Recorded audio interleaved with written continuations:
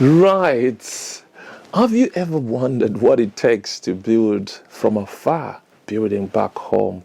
Obviously, if you've stumbled on this channel, you probably have seen me share bits and pieces here and there, things that I've learned over the period of time. But today, I want to try and share something more. Stick around and I'll go into much more detail after this.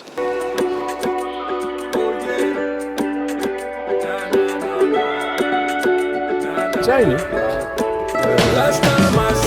Fantastic, and I thought, why not jump onto this idea? Now listen to this, and let's just start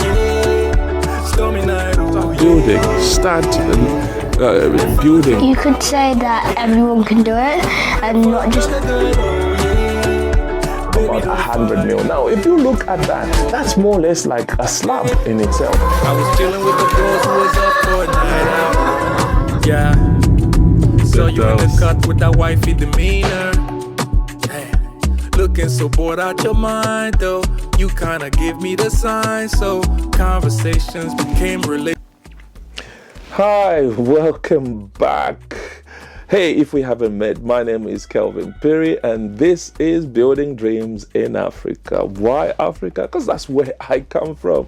I'm actually based in the UK, and my home country is Zambia, and I'm so passionate about Africa and obviously where Africa is going. I just believe in Africa. And hey, if you are thinking of building back home, building your dream house, flats or anything, you are in the right place. This is what we try to do on this channel, to try and share our experience of building back home in Africa. Now, to all those who have actually been part of this and have subscribed, thank you very much for being part of this community, and thank you very much for supporting us. And we are talking about 20,000 plus subscribers. Thank you very much, and do appreciate and don't even take that for granted. It is an honor to be part of this community. I am learning quite a lot as well. Right now, let's talk about talking about support. Please don't forget, this book, Building Dreams Across Continents, is actually on Amazon. And if you could just take time to go to Amazon and support us that way by getting a copy of this book, you will learn quite a lot. I think I do learn quite a lot as well. And I do remind myself of certain things that I might take for granted, you know, as we build back home. Right, so yes, remember to support us, and I will put this book here so that it can remind you to support us that way. That book is on Amazon.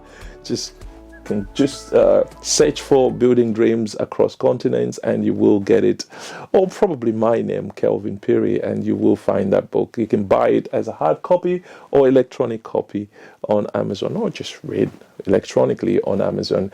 That will be definitely appreciated. You will be supporting us. So there's so much stuff that we are doing to support this community.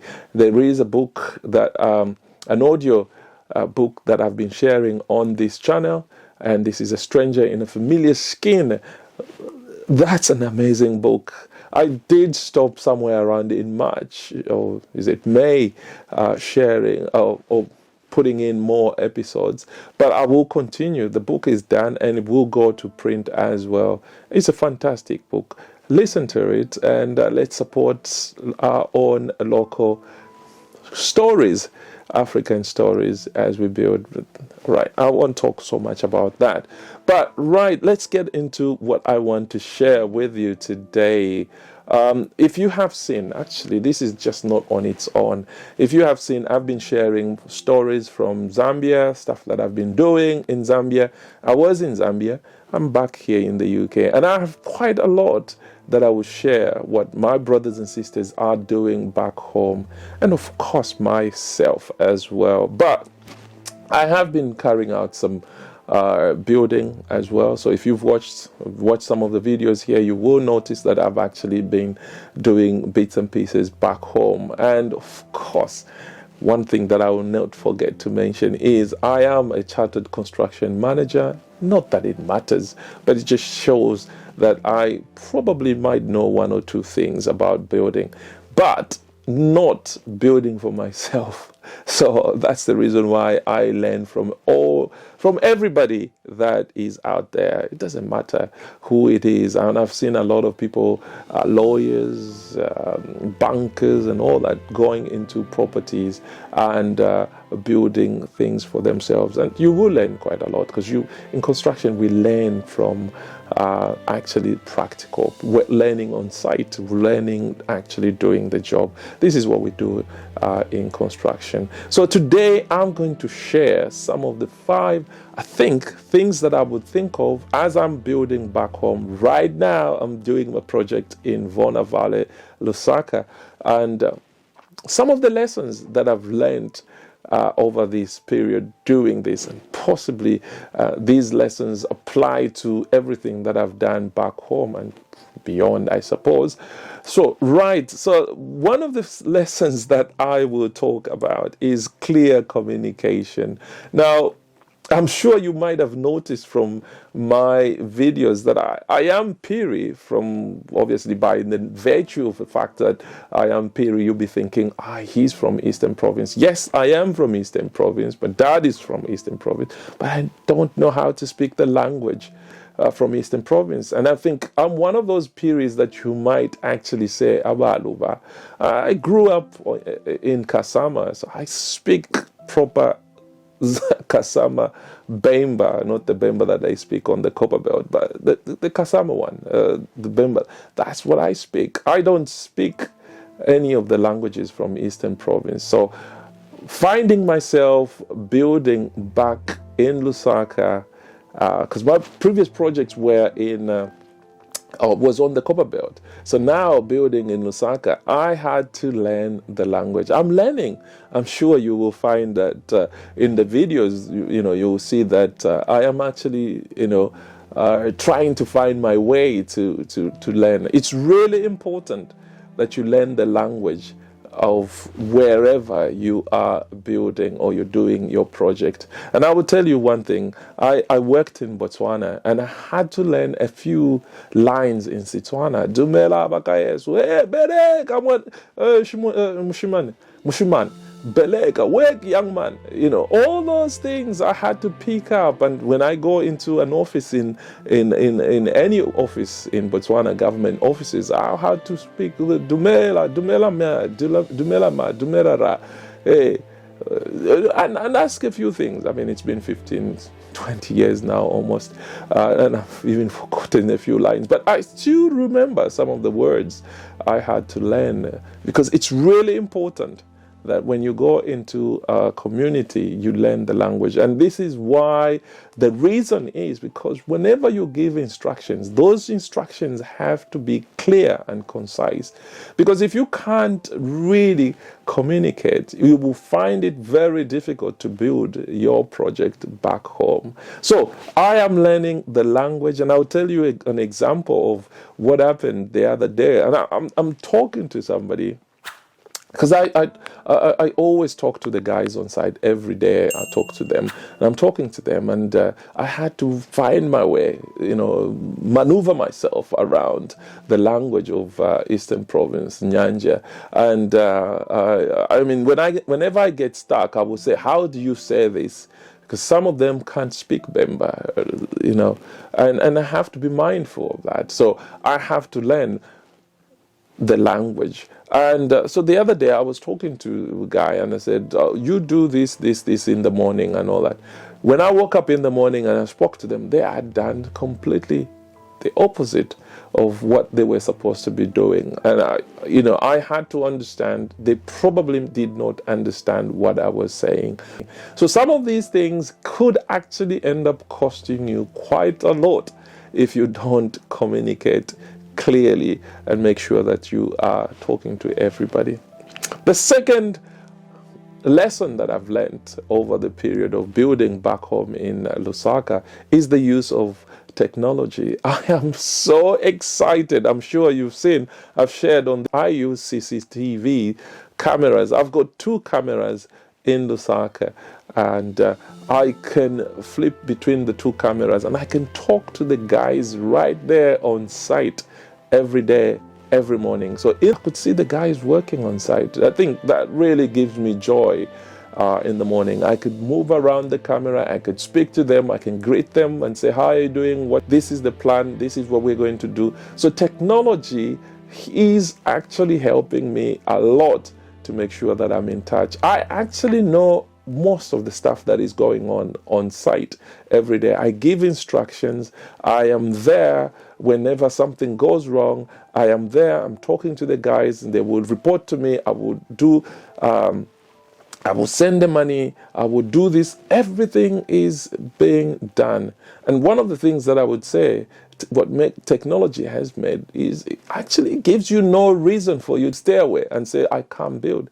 If you are committed to what you are trying to put up in Zambia, there is ways in which you can execute that. So that's a good lesson that I've learned and of using technology. So the third lesson that I've learned is actually building relationship with the team. As you heard me talking about learning the language, I am actually building that relationship with the guys on site.